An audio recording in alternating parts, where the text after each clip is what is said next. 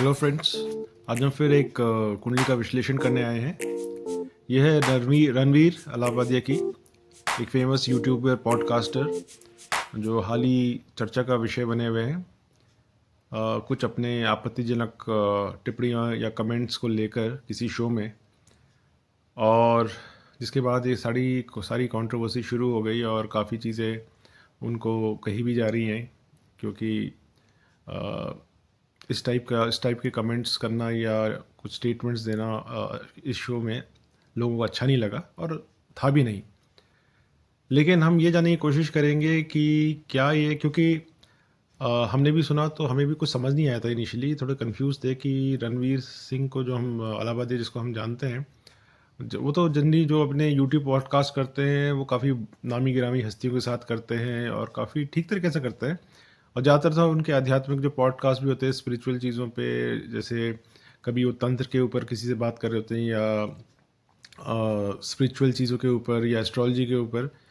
तो जितने भी वीडियोस थे उसमें तो कहीं ऐसा लगा नहीं कि वो कुछ अभद्र भाषा का प्रयोग कर रहे हैं या ठीक से लोगों से कन्वर्सेशन नहीं कर रहे हैं। वहाँ पे तो काफ़ी वो सीधे साधे से ही नज़र आते हैं और ऐसा एकदम लगा नहीं कि वो ऐसा भी कुछ बोल सकते हैं। तो यही कन्फ्यूजन था कि क्या उन्होंने किसी के दबाव में या गलती से ये सब चीज़ें कह दी। मतलब कई बार ये होता है कि आदमी अपने को कूल दिखाने के लिए कुछ बोल देता है, लेकिन उसको भी नहीं पता होता कि क्या बोल रहा है। या ये था कि उन्होंने ये सोच समझ के ये सब चीज़ें हुई हैं ताकि टीआरपी के चक्कर में, तो ऐसा कुछ समझ नहीं आ रहा था कि उनका ट्रैक रिकॉर्ड अभी तक तो ठीक था। तो तो हमारे लिए भी मुश्किल है कि कुछ बोलना इन चीज़ों पे, क्योंकि हम कोई मनोचिकित्सक ऐसे तो है नहीं कि एकदम उनके माइंड में क्या था, किस वजह से उन्होंने ये सब किया। लेकिन जो भी है उनको काफ़ी प्रॉब्लम का सामना करना पड़ रहा है। तो हम जब ऐसे कन्फ्यूजन रहता है माइंड में कि किसी व्यक्ति के बारे में कि जो दिखता कुछ है और बोलता कुछ है, तो क्या वो मतलब सचमुच में ऐसा इंसान है या कोई गलती हो गई। तो उस समय हम कुंडली का सहारा लेते हैं ताकि थोड़ा आइडिया हो सके कि उस आदमी का बेसिकली ग्रह क्या बोलते हैं, उसके कैरेक्टर के बारे में, पर्सनैलिटी के बारे में, बिहेवियर के बारे में। तो सबसे पहले अगर हम उनकी कुंडली पे दृष्टि डालें, यह है 1 जून 1993। उनका जन्म 1 जून 1993 मुंबई में हुआ था। और ये कई जगह 2 जून भी लिखा हुआ है, लेकिन उनके एक दो बर्थडे की पोस्ट से हमें पता चला कि ये 1 जून 1993 है। और एक पॉडकास्ट में उन्होंने अपनी कुंडली भी शेयर की थी। तो उसमें ग्रहों की स्थिति ऐसी थी कि उनकी जो लग्न है वो वृश्चिक लग्न की राशि है उनकी। वृश्चिक लग्न है और तुला राशि है। तो राहु उनके लगन में विराजमान है। अगर हम देखें तो राहु मंगल की राशि में विराजमान है और मंगल जो है लग्नेश जो है वो भाग्य भाव में डेबिलिटेटेड हो रखे हैं। और राहु भी एक तरह से देखें तो राहु भी डेबिलिटेटेड है और जो लग्नेश है वो भी 9th हाउस में डेबिलिटेड है। लेकिन एक राजयोग का तो निर्माण हो रहा है, क्योंकि अगर केंद्र त्रिकोण राजयोग का निर्माण हो रहा है अगर लग्नेश नवम भाव में जाए, तो ये एक प्लस पॉइंट है। लेकिन जो वृश्चिक लग्न वाले जातक होते हैं वो ज़्यादातर, क्योंकि स्कॉर्पियो राशि है, वो वाटर साइन भी थोड़ा इमोशनल भी होते हैं, पैशनेट भी होते हैं, इम्पल्सिव भी होते हैं। और क्योंकि राहु विराजमान है वो थोड़ा सेल्फ ऑब्सेसिव भी हो जाते हैं कि अपने बारे में ज़्यादा सोचना। चूँकि राहु थोड़े नीच के हैं तो थोड़ा सा कम बोल लीजिए, लेकिन थोड़ा वो ऑब्सेशन तो रहेगा।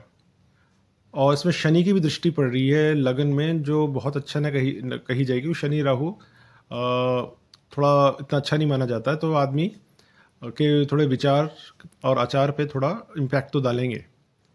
तो लग्न उनका काफ़ी चीज़ें हो रही हैं उनके लग्न में। तो ये तो उनका लग्न है। और अगर हम दूसरे भाव में दृष्टि डालें तो वो है धन का भाव। वहाँ पे गुरु जो है उनके इनकम के भाव में वेल प्लेस्ड है, तो धन की स्थिति भी उनकी अच्छी है। और अगर हम उनके तीसरे भाव में जाएं तो वहाँ पे ये शनि की राशि है, शनि चतुर्थ भाव में, और मंगल की भी उच्च की दृष्टि है उनके तीसरे भाव में, गुरु की भी दृष्टि है।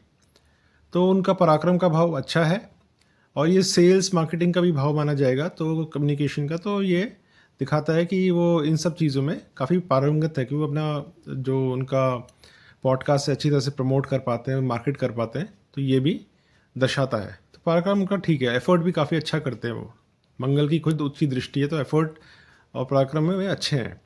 जो चतुर्थ भाव आता है वो है उनके सुख सुविधा, भूमि, वाहन, मकान का। और उनकी माता का भी है और जनता का भी है। तो एक तरह से देखा शनि अपने ही ग्रह में विराजमान, अपनी राशि में विराजमान है, तो ये भाव भी काफ़ी मजबूत है।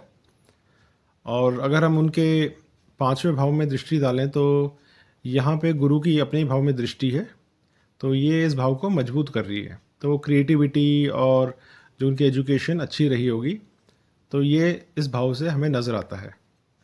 जो उनका 6th हाउस है, वहाँ पे अगर हम देखें तो शुक्र और चंद्र की दृष्टि है। शुक्र विराजमान है और थोड़ा-सा ये भाव हमें थोड़ा कमज़ोर नज़र आता है कि शुक्र और मून का इन्फ्लुएंस है, तो ये भाव थोड़ा कमज़ोर है। मंगल जो षष्ठेश हैं, वो खुद नीच होके 9वें भाव में विराजमान है। तो रोग, ऋण, शत्रु का भाव थोड़ा-सा कमज़ोर नज़र आता है और ये लीगल इश्यूज़ का भी भाव कह सकते हैं। और उनके 7वें भाव में दृष्टि डालें तो ये रिलेशनशिप्स का भाव है, यहाँ पे सूर्य और केतु विराजमान है। और सूर्य केतु एक तरह से ग्रहण दोष का भी निर्माण करते हैं, तो उनकी रिलेशनशिप्स हो सकता है कि इतनी ज़्यादा नहीं चलती हों। और क्योंकि इसमें गुरु की दृष्टि है, तो एक तरह से बोल सकते हैं कि थोड़ा ये भाव गुरु की वजह से बच जाता है। तो अगर वो कभी हो सकता है, कभी जब विवाह करें, तो जो प्रॉब्लम्स कुछ होनी होगी, तो गुरु की दृष्टि से थोड़ी मतलब उनका विवाह हो सकता है, और लेकिन प्रॉब्लम्स थोड़ी कम हो सकती हैं। लेकिन एक और चीज़ जो है, सप्तमेश का छठे भाव में जाना, जो शुक्र हैं, उनका छठे भाव में जाना ये बहुत अच्छा नहीं है।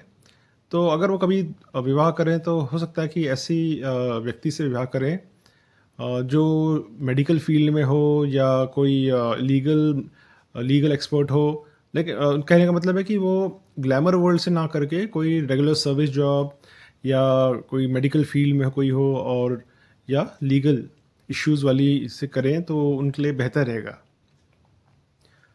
और उनके अष्टम भाव में यहाँ बुध विराजमान है अपने ही राशि में, तो बुध इस भाव को काफ़ी मजबूत कर रहे हैं।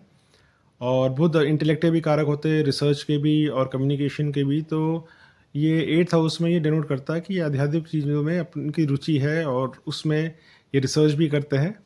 और अगर हम देखें उनका बिजनेस जो है, वो पॉडकास्ट, वैसे तो कई चीज़ों पे बोलते हैं, लेकिन ज़्यादातर आध्यात्मिक चीज़ों पे भी काफ़ी इनके पॉडकास्ट रहते हैं।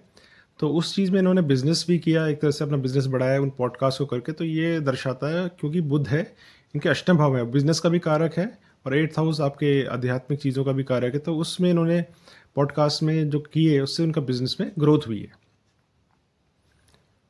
और 9th हाउस में अगर हम वापस जाएँ, तो यहाँ पे मंगल डेबिलिटेटेड हैं और राहु की दृष्टि है। तो मंगल राहु आदमी को थोड़ा बहुत, क्या बोलें कि ओवर एम्बिशियस भी बना देता है, और थोड़ा आदमी को गुस्सा भी काफ़ी आता है। और मंगल चूँकि डेबिलिटेटेड हैं, ये हाउस थोड़ा हम कहेंगे कि उनको एक्शंस पे अपना ध्यान देना चाहिए। और यहाँ पे उनको एक कमज़ोरी नज़र आती है। लगन में तो हमने कमज़ोरी बताई है कि जो हमें नज़र आ रहा है, लेकिन यहाँ पे भी मंगल का डेबिलिटेड होना बहुत अच्छा नहीं है इनके लिए। और अगर हम उनके कर्म भाव में आते हैं, यहाँ पे जो उसके स्वामी है सूर्य, वो सप्तम जो बिज़नेस का भी भाव है, उसमें विराजमान है वृषभ राशि में, जो शुक्र की राशि है। तो उनका जो बिज़नेस हुआ, वो मीडिया फील्ड में ही हुआ उनके। तो जो उनका लगा, जो 10th हाउस का स्वामी है, वो उस बिज़नेस के हाउस में विराजमान है। तो ये दिखाता है कि उनका करियर इस लाइन में आगे बढ़ा। और इनकम का भाव इनका, अगेन गुरु वहाँ पे विराजमान है बुध की राशि में, तो इनकम इनको इस ज़रिए से ये हाउस इनका अच्छा है। और 12वां हाउस जो है, यहाँ पे शुक्र की दृष्टि है, तो इनके खर्चे भी काफ़ी होते होंगे। और ये हो सकता है कि ऑपोजिट जेंडर में भी इंटरेस्टेड रहें, ब्यूटीफुल चीज़ों में, लग्जरी चीज़ों में, और उन चीज़ों में ज़्यादा स्पेंड करें। तो ये तो थी मोटा मोटी हम देखें रणवीर जी की कुंडली। तो अगर हम उनकी विंशोत्तरी दशाओं पे नज़र डालें, तो यहाँ पे हम देखते हैं कि इन्होंने जो अपनी ऊंचाइयाँ प्राप्त की इस फील्ड में, वो गुरु की महादशा में प्राप्त की, जो 2024 तक चली, 2008 से 24 तक। तब तक गुरु ने इनको काफ़ी सपोर्ट किया, क्योंकि इनकम के भाव का, धन के भाव का मालिक है। उसी टाइम पे जब गुरु की महादशा थी, इनकी इनकम और धन जनरेट होना शुरू हुआ। और क्रिएटिव कंटेंट, क्योंकि 5वां हाउस क्रिएटिविटी का भी है, तो इन्होंने क्रिएटिव कंटेंट बनाना शुरू किया। तो ये एक अच्छा मतलब गुरु ने इनको सपोर्ट किया लाइफ में। लेकिन उसके बाद शनि की दशा जो शुरू हुई 2024 के बाद, तो तब हमने देखा कि शनि जनता के भाव का तो कारक है, चल जनता से सपोर्ट तो पहले भी मिल रहा था, लेकिन शनि की महादशा आते ही इनका 6th हाउस एक्टिवेट हो गया। शनि की दशा आते ही इनका 6th हाउस एक्टिवेट हो गया। और आपको याद होगा कि एक न्यूज़ आई थी, गोवा में इनका एक एक्सीडेंट होते होते बचा था, जब वो स्विमिंग कर रहे थे सी में। तो कोई कहते हैं बाल बाल बचे वो ड्राउन होते हुए, तो ये एक इंसिडेंट हुआ था। और उसके ठीक 1-2 महीने बाद अब ये कंट्रोवर्सी शुरू हो गई है। तो शनि ने 6th हाउस जो इनके रोगों का भी है और एक तरह से बोले लीगल इश्यूज़ का भी है, तो ये जो हम त्रिक भाव बोलते हैं, मैलेफिक भाव भी बोलते हैं, ये भाव एक्टिवेट हो गया। और इनकी एक जो शनि की दृष्टि इनके लगन में भी पड़ी है, तो शनि राहु बहुत अच्छा नहीं कहते। तो कुछ माइंड में इनका कुछ ऐसे विचार आए या जो आए, जो उन्होंने ऐसी बातें कर दी, तो उनका लग्न का जो व्यक्तित्व का भाव है वो इम्पैक्ट हो गया। तो शनि की महादशा इनके लिए वैसे देखा जाए तो ऐसे कार्य क्षेत्र में भी इनकी दृष्टि है और जनता के बीच में भी ये बने तो रहेंगे, लेकिन प्रॉब्लम्स भी काफ़ी आने वाली है इनको आने वाली टाइम में। तो ये तो दिखता है कि शनि इनको थोड़ा बहुत परेशान करेगा अपनी महादशा के टाइम पीरियड में। अभी हम देख रहे हैं उनके करोड़ों की, आई थिंक 1 करोड़ व्यूअरशिप है, उनमें से कई लाख, 1-2 लाख लोग छोड़ भी चुके हैं, अनसब्सक्राइब कर दिया। तो ये तो हमें देखने में आ रहा है। तो फ्रेंड, जो हम जिस विचार से चले थे कि जो कन्फ्यूजन है हमें कि रणवीर लाबदिया कुछ ऐसा कैसे कर सकते हैं, जबकि उनका ट्रैक रिकॉर्ड अब तक इतना अच्छा रहा है और सडनली उन्होंने अब उसको अपने को इस कंट्रोवर्सी में फाइंड करते हैं। तो यहाँ पे हमें दिखता है कि मंगल, इनके एक्शंस जो कमज़ोर रहे और शनि और राहु की जो युति रही उनके लगन में, इसने थोड़ा बहुत इनका काम बिगाड़ा है। तो अब ये एक्चुअली सिर्फ उनके लिए नहीं, जो भी यूथ है उनको भी देखना पड़ेगा कि कैसे ये क्योंकि अगर आप लाइफ में अच्छे काम भी करते हैं, लेकिन एक बुरा काम आपको बहुत प्रॉब्लम में डाल सकता है। तो हम ऐसे नहीं हो सकता, ऐसे इनके केस में हम हमेशा देखते हैं कि आध्यात्मिक चीज़ से जुड़े हैं, लेकिन अगर वो साथ के साथ पार्टी कर रहे हैं या कोई चीज़ों का सेवन कर रहे हैं या कुछ ऐसी बातें कर रहे हैं, तो दोनों चीज़ें साथ में नहीं चल सकती। आपको एक चीज़ छोड़नी पड़ेगी, क्योंकि अगर आप धार्मिक या वैसी चीज़ों के बारे में बातें कर रहे हैं और कुछ उल्टा काम कर रहे हैं, तो ये बहुत अच्छा नहीं रहेगा। तो उनको अपने मंगल को मजबूत करना है, थोड़े अपने कर्म धर्म की तरफ थोड़े अच्छे कर्म करने हैं, जिससे उनका धर्म भाव और मंगल थोड़ा मजबूत हो। हनुमान जी की पूजा भी कर सकते हैं और शनि का उपवास करें, और मेनली एक्शंस को अपना अच्छा रखें, तो आदमी स्वयं ही दोबारा राइज कर सकता है। तो होपफुली हम देखेंगे कि वो अभी यंग है, वो अपनी गलतियां सुधारें और आगे बढ़ें। तो फ्रेंड्स, इसके साथ हम कंक्लूड करते हैं। Till next time.